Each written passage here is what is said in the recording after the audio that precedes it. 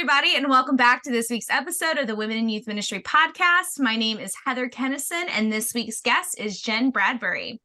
Jen serves as content director for Fuller Youth Institute and a volunteer youth pastor at her church.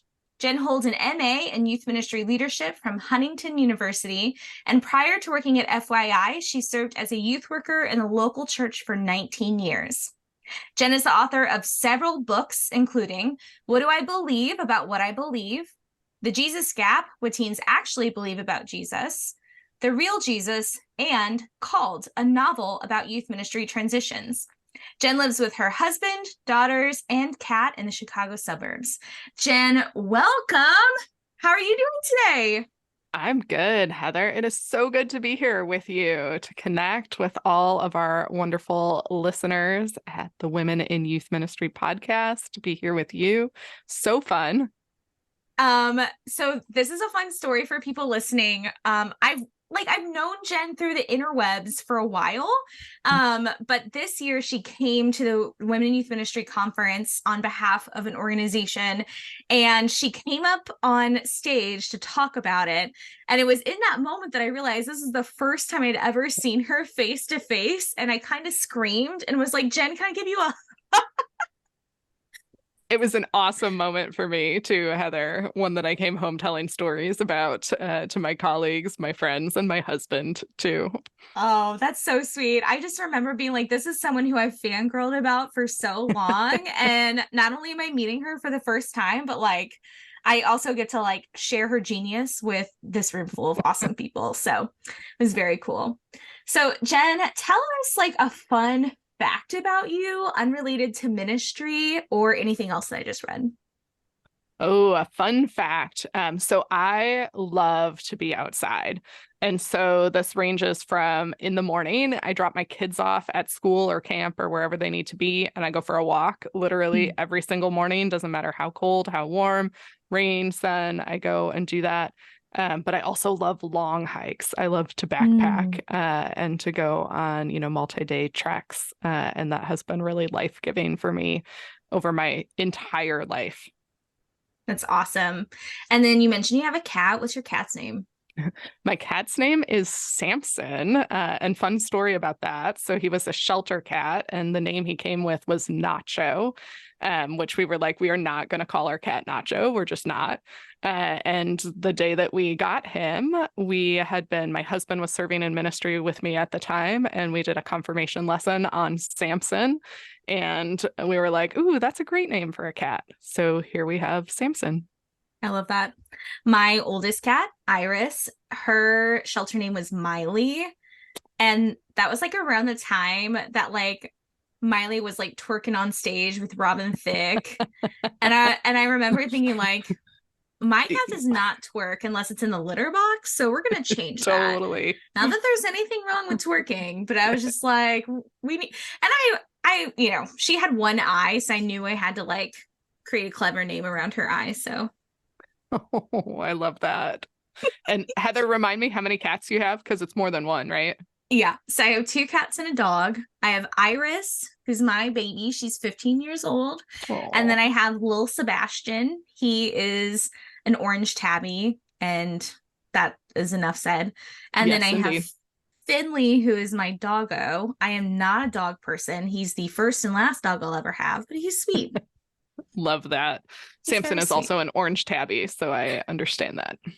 They're their own creatures, like equally ferocious and snuggly. It's confusing.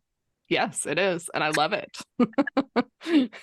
I love it. All right. So I have this list of random icebreakers that I love to think about. So youth ministry, you always have to have a list, right? So here's one for you. If you had to describe your life in a TV show, what would it be and why? Ooh, so like a TV show that's out. It could have already passed. Like it doesn't have to be a current one. Because everything's accessible via Netflix. Okay, so this might sound trite, but at the risk of it, let me make this illustration here. So I think I'm actually going to go with Ted Lasso in multiple reasons, okay? So one, I just adored the show, as I know is true for so many people. But I see myself in the character of Ted in a lot of ways. So not that I'm funny or as good as Ted is at anything, but in this kind of stumbling into different worlds that you kind of look at and go, how on earth did I get here? So that has felt that way for me with youth ministry. And it's felt that way for motherhood too. So both on the professional and on the personal level. And so as I watch that show, even though it's about soccer and I am so not an athlete in any way, shape, or form, I don't understand the game of soccer. Like, I kept seeing that play out in my own life over and over again. So you have been a full-time pastor before. You're currently a volunteer youth pastor. What was that transition like for you? And and like, I don't know, what is, so many women in ministry are volunteer youth pastors. Totally. So what has that transition been like for you? Yeah. So I went from having been in youth ministry for 19 years, which you said in my bio, 4 different churches, very different churches from one another, to leaving towards the end of the first part of the pandemic was when I left ministry, or that type of ministry, I should say, and started working at FYI. And when I did that, I had this wondering of just like, what am I gonna do in the church? Like, are we gonna go as a family? And that felt like, yeah, we're gonna keep going to a church. We knew that for lots of reasons we wouldn't stay at the church that I was leaving my role at. And I thought maybe I wouldn't end up back in youth ministry. It felt like, okay, this is a time where I can branch out. I can be a small group leader. I can do any number of things. And in reality, we ended up attending our local Episcopal church. And it was a little bit of like a journey of getting there. So we had tried a couple other churches and just felt really unwelcome, and walked into this church and felt the welcoming embrace of this community so powerfully. And in the midst of that first Sunday, when we were all sitting there and all feeling the same thing, everybody in my family felt that welcome. We were flipping through the bulletin, and my husband, Doug, turned to me and was like, oh, well, that's funny. They don't have a youth pastor right now. And he was like, how long before you end up there, Jen? And like, we both kind of brushed it off. But about a month later, the pastor had, been up in the pulpit, and he did what pastors do and said, we're in need of volunteers to come and serve in the youth ministry. And so I reached out to him and said, tell me more about this. I come from a youth ministry background. I'd love to serve. I think it's probably going to be hard for me to go from being the point person to being a volunteer, because I definitely have opinions about how youth ministry should be done and what's effective and what's not. And he was basically like, oh, well, what we actually need is a point person. Do you want to talk about that? And so I was like, okay, like, let's have the conversation. And so ended up really connecting with George, is his name, and really valuing what he wanted in the youth ministry. And they were willing to essentially go at a pace that I could handle, and also help to do all the logistics. So what this has ended up looking like is that ever since I left full-time church ministry, like I left in May, and the following September, I was starting in this role as the volunteer youth pastor. So I lead the ministry twice a month. It's every other week. I have a person who's a regular volunteer who does all the logistics. So she tracks attendance, she does the phone number, she sends out the emails and the reminds. She also gets my volunteers. And so like, I show up on a Wednesday night, a half an hour before we start. I train my leaders. We do a little bit of just like, here's a tip that you need. And then we walk through the night's lesson. And then I lead, and I get to teach, and I get to lead a small group, and I get to lead a team.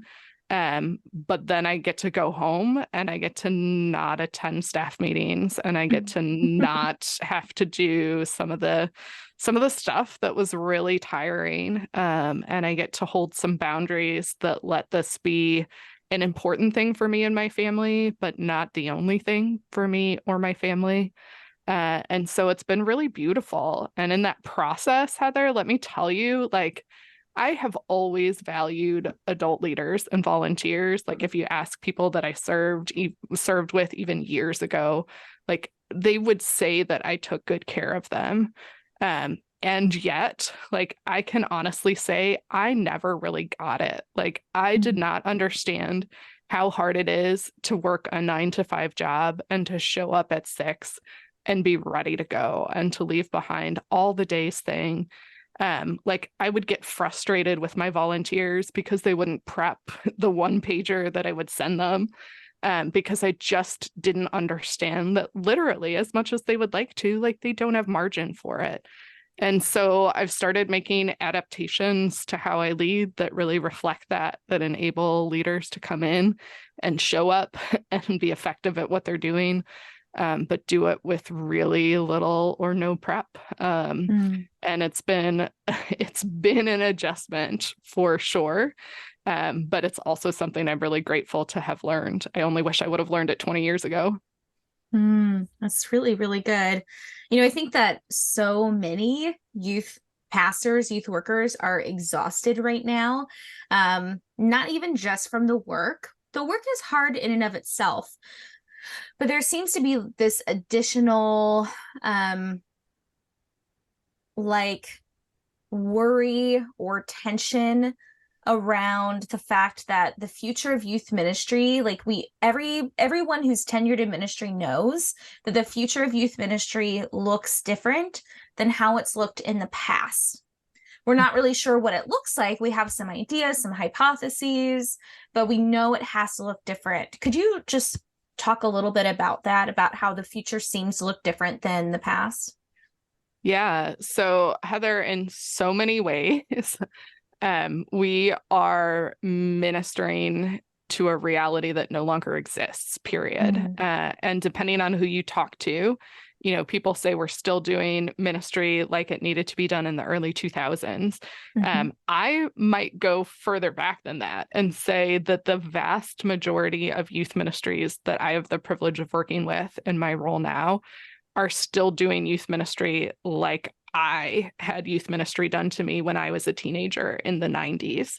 And like we just have not made any adaptations because for so long that worked. And what I mean by that worked is for so long people were still showing up. Like arguably the actual faith formation pieces started breaking down a long, long time ago, right? But because of sort of this systemic value that our country, our culture has had on church, it's taken a while for that to catch up with this model and for it all to just sort of blow up. And what I've seen again and again, and even experienced myself, is that the pandemic really exposed all the things that we had kind of been putting Band-Aids on. And so, some places have recovered kind of. I would say I know of very few youth ministries who have fully recovered from the pandemic. And largely because, again, we've gone back to what we always have done, and it simply isn't working anymore. So, in terms of the exhaustion, that's a piece of it, right? Like we as a breed, as a youth pastor group, we are working harder than we ever have before. And I really believe that the youth pastors that I know, that I work alongside, that I see, that I coach, that I'm in relationship with, like we are good people and we care deeply about young people and their families. And so we are trying to figure it out. But it's like everything we throw at the wall just keeps falling down and nothing is actually sticking anymore. And so like the future is going to look totally different. And I think the sooner we can get to this place of saying, how do we lean into that? And again, it's like it's an adaptive change process, right? So it's not just something that we can slap a Band-Aid on. It's something where we're going to have to root out what's actually going on. We're going to have to lament and grieve the losses. And we're going to have to put some new systems and new ways of thinking about how do we form the faith of young people in order to actually do that. And in a way, Heather, like in a way that makes me sad, and in a way that makes me so super hopeful for the future, because I think this is a moment where we can correct some things that have really gone awry. Yeah, for sure. I mean, listen, I lament that kids don't want to go on youth retreats anymore. I Yep. love youth retreats. And You I've and me always both. looked, yeah. And I've always looked at them as like, these are mountaintop experiences, right? Yep. But then I look at these same teenagers who have this mountaintop experience on a youth retreat and they don't have lifelong faith. And so it's like, what happened? What was I supposed to do? And it's hard. And I love huge programs. I love fun games. Like I love that stuff. But again, kids are walking out of church with church hurt. And so Yes. what do we do that's different? And I think the hardest part and the reason that youth pastors are so exhausted, and I'm not going to talk about this a long time, but we got to hit the soapbox a little while we're here, is that every good youth pastor I know, A, knows this, and B, knows what their teenagers want, but they're caught in the tension of doing what my teenagers want and doing what my senior pastor or the other adults in the church are asking me to do. And that's how it was for me. I knew what my teenagers want. I knew the things that I needed to do in order to help the youth ministry, but I was being asked to do something totally different. And that is what is wearing out the very best youth pastors. And that's what is leading them to walk away from ministry altogether. It's difficult. Yes, absolutely, Heather. And so I'm going to enter my soapbox for a little bit here, right? Like we have for so long in youth ministry cared far more about numbers than anything else. And by we, I do actually mean leadership. Like there are some youth pastors for whom there are some ego things caught up in numbers, right? But for the vast majority of youth pastors that I know, like we care about the lives of the individual young people. And so if two people show up, while we might be sad that there aren't more there, like we will pour into those two people, right? But in a lot of places, two people is not good enough for church boards, for senior pastors, for elders, for leadership, for parents too, right? And so because we have been measuring some of these incorrect metrics, right? Like we have a faulty understanding of what discipleship is because we've equated it with just showing up. I have a book coming out in November, Heather, called Faith Beyond Youth Group. And it's based on this body of work where we went out and we first surveyed youth pastors, and then we interviewed youth pastors, and then we did some site visits to see some noteworthy congregations.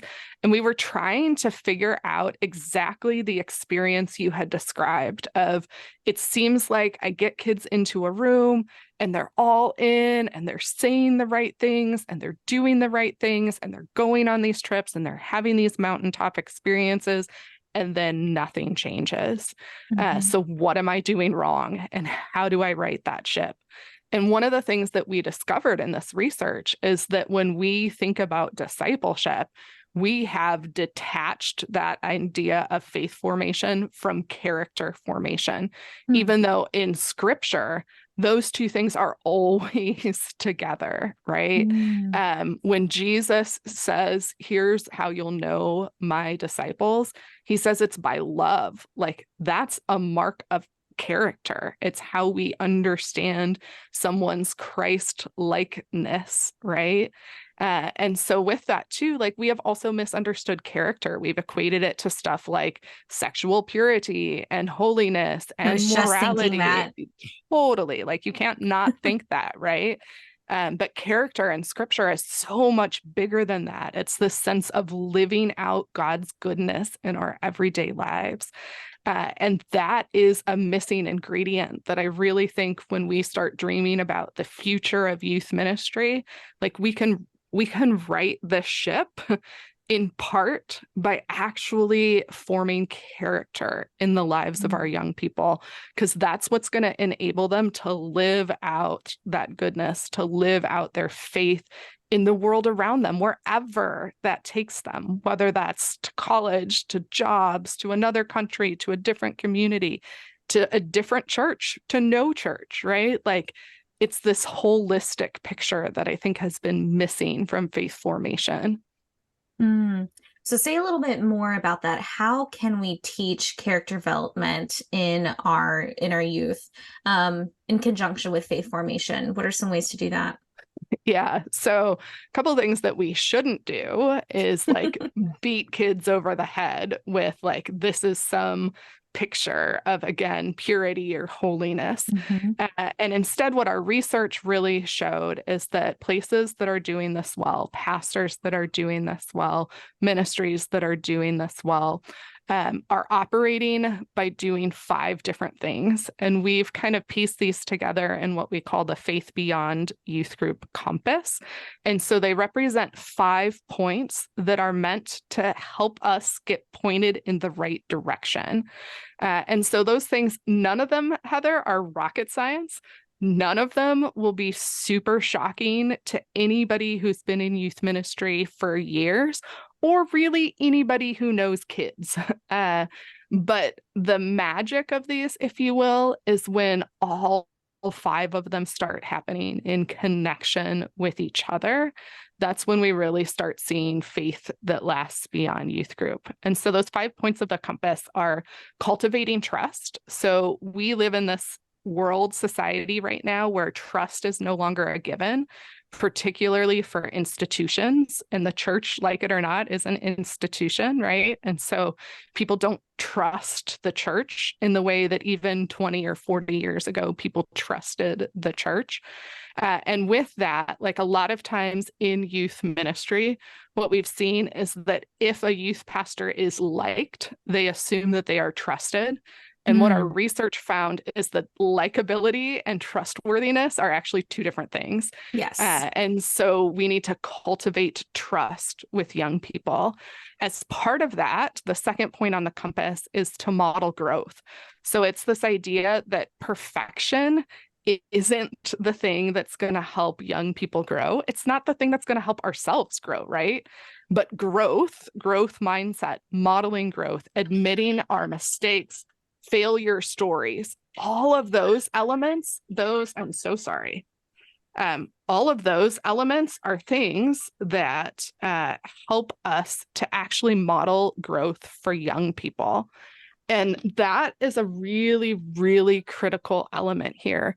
When leaders, whether you're a point leader, a volunteer, a parent, whoever it is, when we are willing to say vulnerably, like, I really screwed up, and actually help give a corrective in a story form from our own life, like that models what growth looks like in the lives of young people.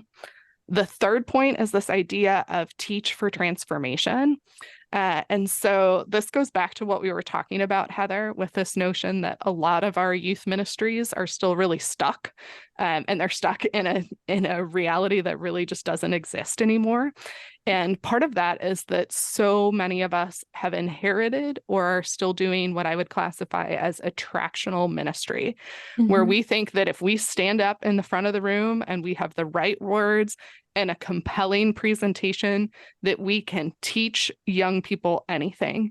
But what our research showed is that actually cultivating character requires us to stop doing that. It's not about talking at kids. It's about talking with teenagers. It's about having space where young people can ask questions. It's also about teaching through questions. So instead of telling kids what to believe, we help shape how they're thinking about their faith. Part of teaching for transformation is also a giving of authority. It's this idea that our young people live in a wiki world, right? They live in a TikTok world. They live in all this environment where authority is crowdsourced. It's no longer the sense of one person has the authority. And so figuring out how do we give authority away in our ministries so that people are hearing from diverse voices and they're learning from diverse voices. And then practicing together. So character, we build character in the same way that we build muscles. We practice. And so going out and living out our lives and then processing it, which is the fifth part, and that's making meaning. So it's learning to look at what's happening in our own lives and the world around us and asking questions to say, how does my faith intersect with this? And how do I integrate this into my worldview, my experiences, my understanding of who God is and who I am as a person of faith? That's great. I think it's easy for us when we talk about the shift from the youth ministry of the past, the youth ministry of the future. It's easy to kind of point out like the silly games or, some of those attractional models, but some of the other pieces to that is the way that we even think about faith.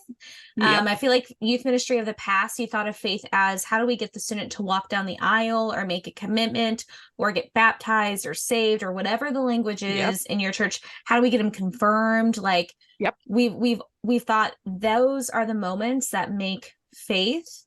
But faith that is sustainable, that's future, that lasts for a lifetime, is about building faith as more of a book.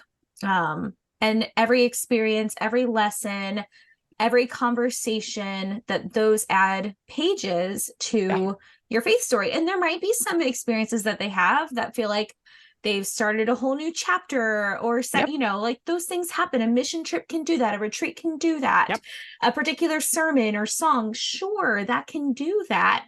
But rather than trying to curate those big mountaintop moments, we need to worry more about like creating everyday normal faith moments. Otherwise, they're going to become an adult and they're not going to have youth group anymore, and they're not going to know how to grow their faith anymore.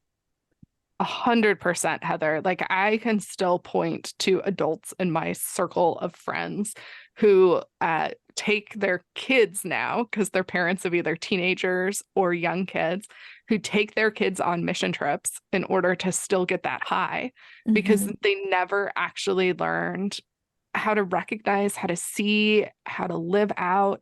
But again, like the beauty of faith in the everyday, in the ordinary. And so, of course, part of this too, and I know we talk about this all the time, but it's the sense of we've got to disciple parents too, because our parents who have grown up in these older models of youth ministry still expect, and in some cases even want that for their kids because they don't understand the ways in which it's not working anymore. Yeah. And oftentimes they don't have the tools to have those faith conversations with their kids themselves, because their youth group was more of this traditional attractional model. They don't actually have the tools to have deep faith conversations themselves, which has created quite the dilemma. Yes. Okay. Is there anything else that you'd like to share with us about this book? I know that this has been a project out of Fuller for out of a few years of research. Is there anything else that from this book that would just help youth workers process how youth ministry can or should be different? Yeah, absolutely. So a handful of things, Heather. So it's important to know from this book that it is research-based. That's what Fuller Youth Institute, that's what we're known for. And this is definitely true here. So we started by surveying 300, almost 400 youth leaders to understand their experience of discipleship. We then narrowed it down and we interviewed almost 100 youth leaders in what was our most diverse sample ever of youth leaders.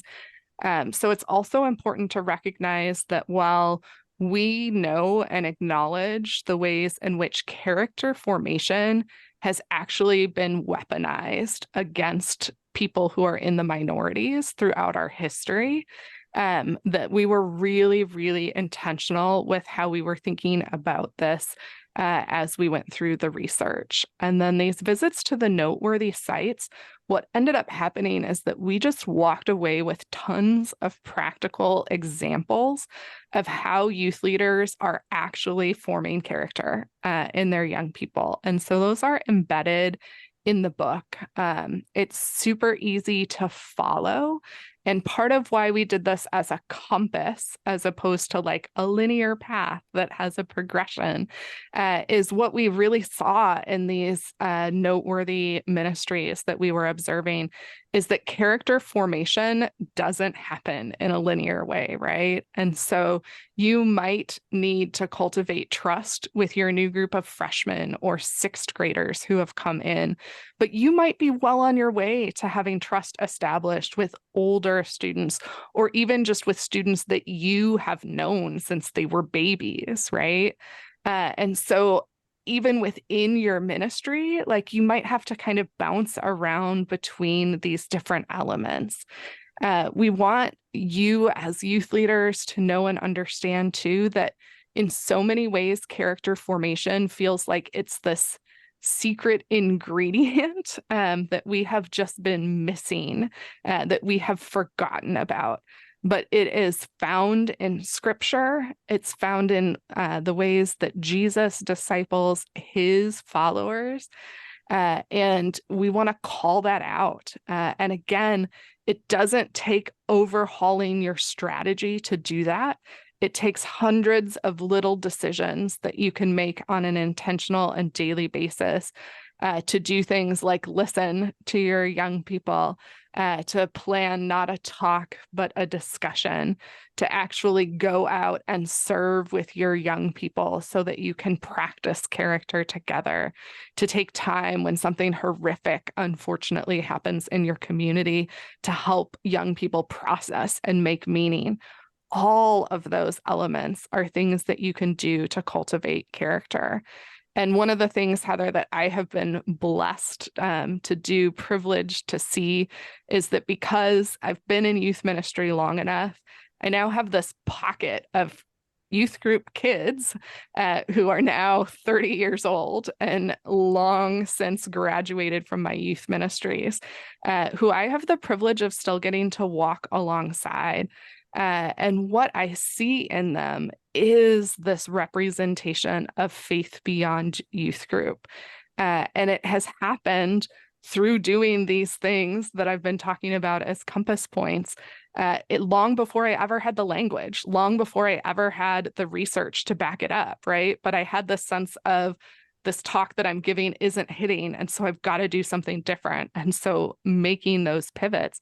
And now getting to see kids like, and again, I use that phrase loosely, like Ryan, whose story we share in the book, who Ryan is a dentist in the Navy.